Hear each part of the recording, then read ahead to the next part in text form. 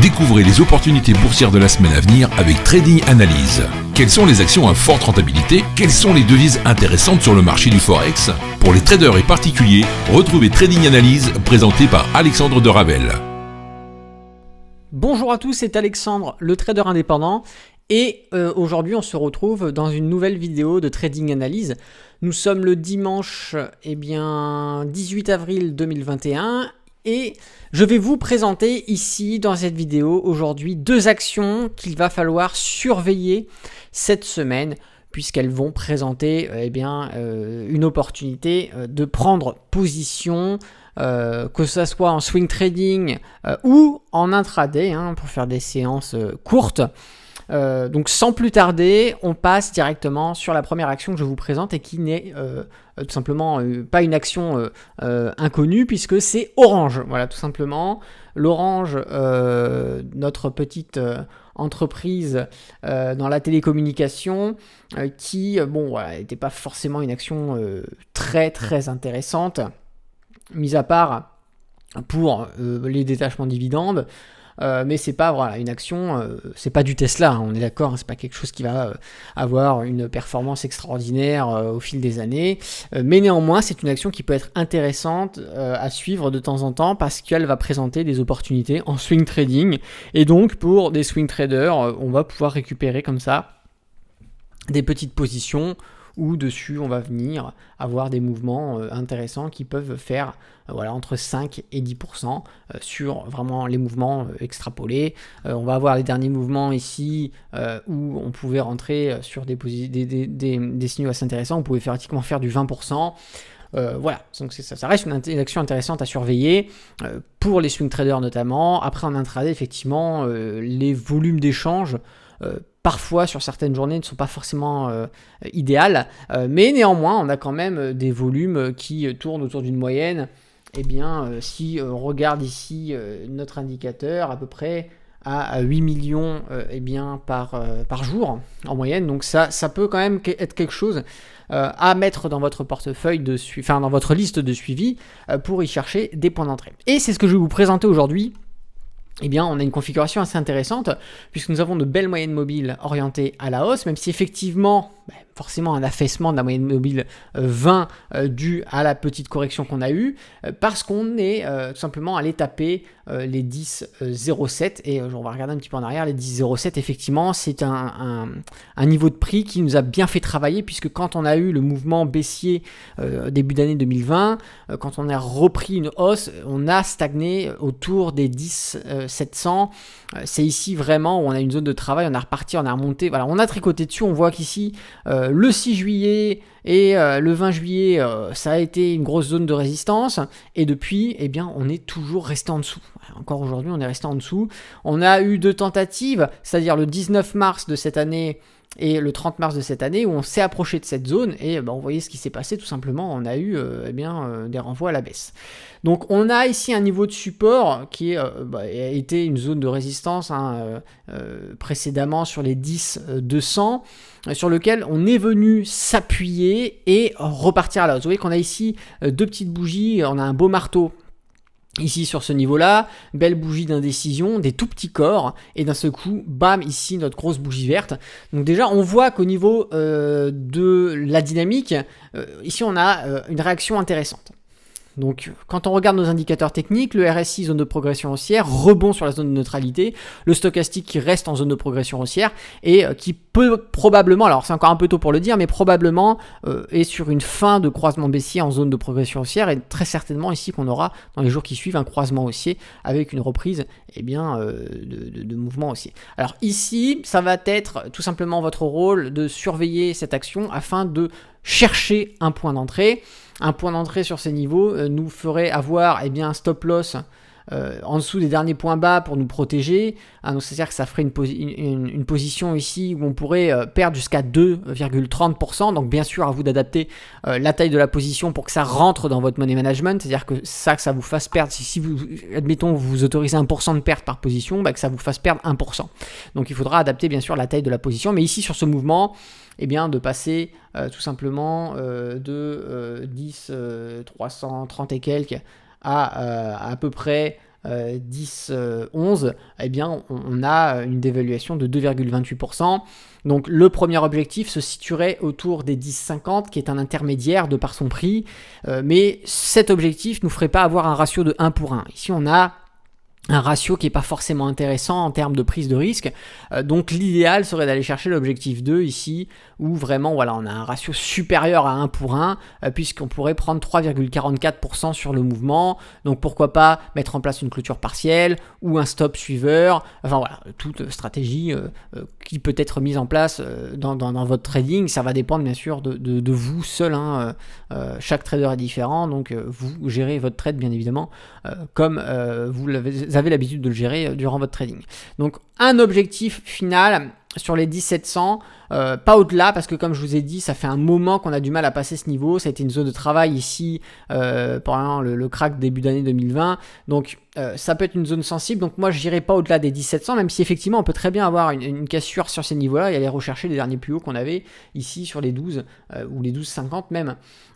Donc c'est une possibilité, mais néanmoins, on prendra, je préfère préconiser des trades sécurisés. Faut prendre des petits mouvements, se sécuriser que d'essayer de faire des gros coups à chaque fois et la majorité du temps, faire l'effet inverse, c'est-à-dire des grosses pertes.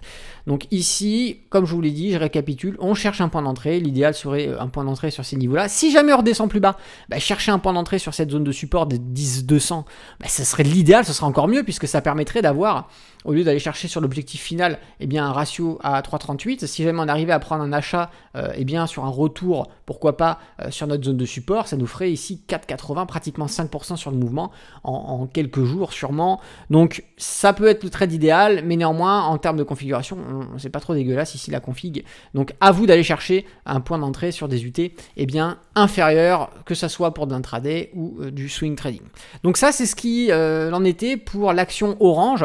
Maintenant, on va partir sur une autre action, encore une fois, que tout le monde connaît, Carrefour. Alors Carrefour, je vais vous épargner le détail, mais pour faire gros, c'est une action qui a pris pas mal de valeur.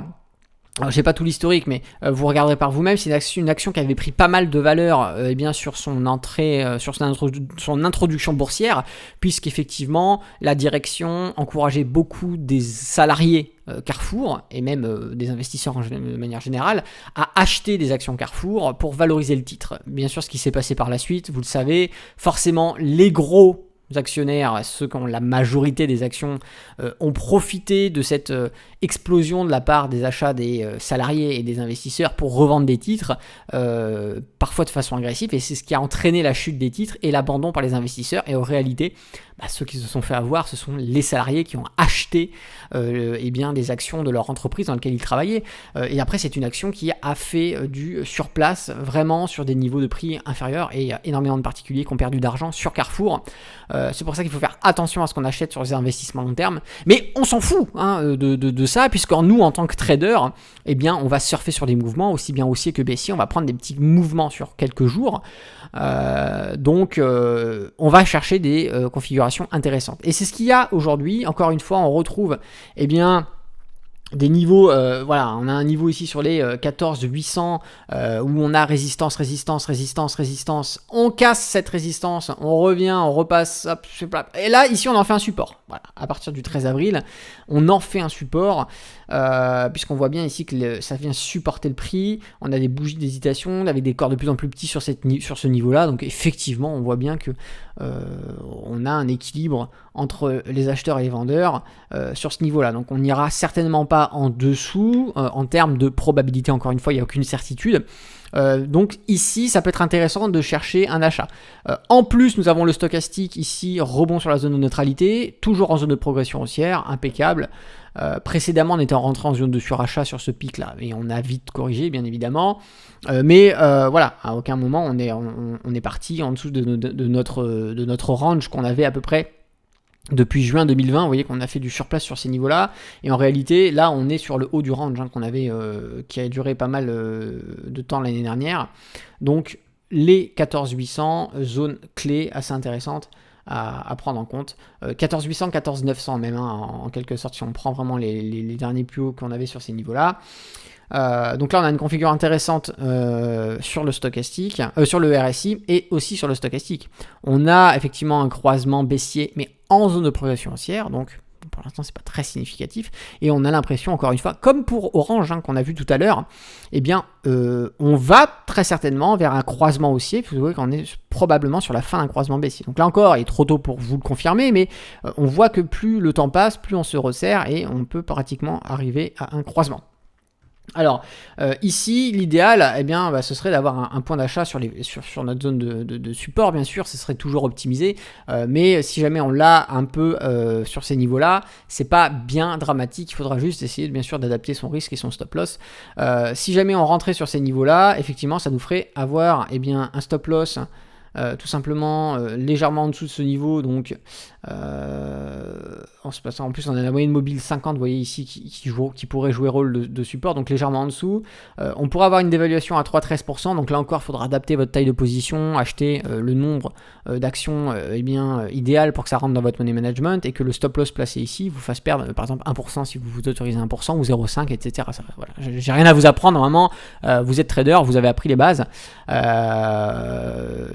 donc normalement vous devez savoir ces choses là. Si vous ne les savez pas, je vous encourage vivement à l'apprendre ou à suivre une de mes formations où vous allez acquérir justement tout le socle du money management qui est important à respecter, sinon sans ça vous ferez de la merde et vous n'aurez aucune rentabilité sur le long terme.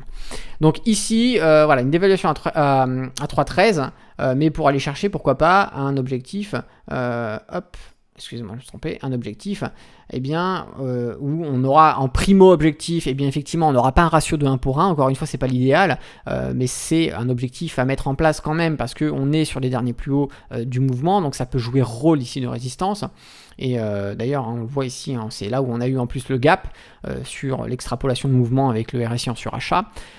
Donc le deuxième objectif serait un chiffre rond, bien sûr les 16. On pourrait pourquoi pas essayer de se dire on va aller sur les 17, 17,5, mais n'oubliez pas qu'on fait un swing trade, on ne veut pas non plus que ça dure des semaines ou des mois, on ne sait pas, ça peut très bien mettre 1 ou 2 mois avant de atteindre ces niveaux là, ou même ne pas du tout les atteindre. Nous on va chercher quand même les probas, donc les probas, on va se mettre en chiffre, j'ai déplacé mon petit truc, attendez, on va faire ça, config, on va repartir sur du 16, voilà. Et donc je vous disais, deuxième objectif, ça nous ferait prendre ici du 5,48%. Donc là, le ratio 1 pour 1, on est largement dessus. Et c'est même idéal. On a presque un ratio de 2 pour 1. Donc c'est intéressant à prendre en compte. Voilà, vraiment l'idéal, ce serait une clôture totale sur ces niveaux-là. Mais malheureusement, voilà, on pourra prendre que ce que le marché voudra bien nous donner. Hop, j'ai encore décalé, excusez-moi. Je fais n'importe quoi là. Hop. Voilà, on pourra prendre que ce que le marché voudra bien nous donner. Ça se trouve, on va faire un rebond sur les 15 500 et jamais atteindre l'objectif ici sur les 16. C'est une possibilité. On ne peut pas prédire vraiment ce qui se passe. On peut juste établir des probabilités, encore une fois. Donc ce sera à vous, en tant que trader, de gérer votre position du mieux que vous pourrez le faire et de la façon la plus intelligente possible. Donc, si vraiment on a un point d'achat ici, écoutez, on le prendra, mais c'est vrai que l'objectif 1 n'aura pas un ratio forcément très intéressant, il faudra vraiment se partir sur l'objectif 2, ou alors on peut mettre en place une stratégie de stop suiveur, ou voilà, ça va dépendre de votre risque, et si jamais on arrive à revenir sur les plus bas et avoir un point d'achat, par exemple sur les 15, ici on peut revenir très bien tester le prix, un chiffre rond sur les 15 par exemple, ça nous augmenterait ici notre objectif, et ça réduirait le risque aussi, puisqu'on passerait à un risque à 2% pour un objectif final à 6,25%, donc c'est pas trop mal. Et si vraiment on fait un pullback, un retour sur cette zone de support, là on augmente encore plus l'objectif avec un objectif à plus de 7%. Et un risque qui sera extrêmement réduit, qui sera à moins de 1%. Donc ce serait vraiment l'idéal. Mais voilà, malheureusement, on ne peut pas garantir qu'on vienne retourner ici.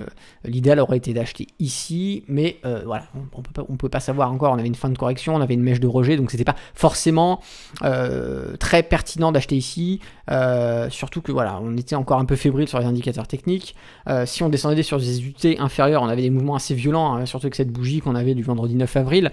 Donc c'est pour ça qu'il a fallu attendre attendre quelques bougies de consolidation sur le niveau de support avant de pouvoir se dire ça devient intéressant, les indicateurs techniques sont intéressants. Donc là, on va descendre sur du 4 heures, sur du 1 heure pour optimiser encore plus au maximum afin de trouver un point d'entrée intéressant. On peut même, si vous voulez encore plus zoomer sur du 30 minutes ou du 15 minutes, vraiment pour optimiser à fond du fond, hein, pour ceux qui sont vraiment pointilleux sur le timing. Néanmoins, voilà, du 4 heures 1 heure sera largement suffisant afin de valider un point d'entrée et de prendre position et bien sûr de gérer la position comme vous pourrez le faire en tant que trader. Voilà, donc je vous présentais Orange et Carrefour qui pour moi sont les deux actions à suivre cette semaine. Il y en avait d'autres, mais je les trouvais pas forcément très pertinentes et les risques étaient trop élevés vraiment pour vous les présenter. Ces deux-là n'ont pas forcément un risque très intéressant pour le primo-objectif. Par contre, pour l'objectif numéro 2, que ça soit sur Orange ou sur Carrefour, là, ça commence à devenir intéressant. Maintenant, voilà. Ce sera à vous de gérer votre position et de voir si on a forcément un point d'entrée. Ça se trouve, on n'aura pas de point d'entrée. Ça se trouve, le point d'entrée, il aura lieu lundi matin et vous verrez votre graphique que lundi après-midi et ce sera trop tard parce que le mouvement aura trop commencé, aura trop pris d'élan. Là, encore une fois, voilà, comme je vous dis, le marché donnera ce qu'il aura envie de donner. Après, à vous d'être devant, de pouvoir prendre le mouvement ou pas. Et si malheureusement le train est déjà passé, ça ne sert à rien d'essayer de le rattraper. C'est souvent là qu'on se positionne sur des mauvais niveaux et qu'on se tape une correction ou une invalidation de position et que l'on perd bêtement son argent. En tout cas, je vous remercie à tous d'avoir suivi cette vidéo. N'hésitez pas à commenter si vous avez tout simplement quelque chose à dire sur Orange ou sur Carrefour ou tout simplement que vous avez trouvé une autre opportunité pour la semaine. Ça peut toujours intéresser la communauté de savoir un petit peu les actions que vous conseillez, pourquoi pas, à suivre ou des actions sur lesquelles vous êtes acheteur ou vendeur en swing trading par exemple.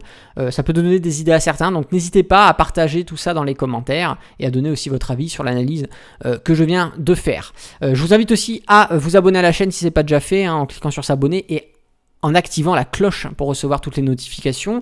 Et puis, n'hésitez pas aussi à mettre un petit pouce sur la vidéo, ça permettra à cette vidéo de se faire connaître et d'aider des gens qui sont à la recherche, pourquoi pas, d'actions à suivre, voilà, de tomber sur cette vidéo et de pouvoir se dire, bon ok super, je vais suivre Orange, Carrefour, ça peut toujours faire plaisir et aider les débutants. Voilà, c'est Alexandre de Trader Indépendant, moi je vous remercie d'avoir suivi cette vidéo, je vous dis à la prochaine et d'ici là, tradez bien sur les marchés financiers. Ciao!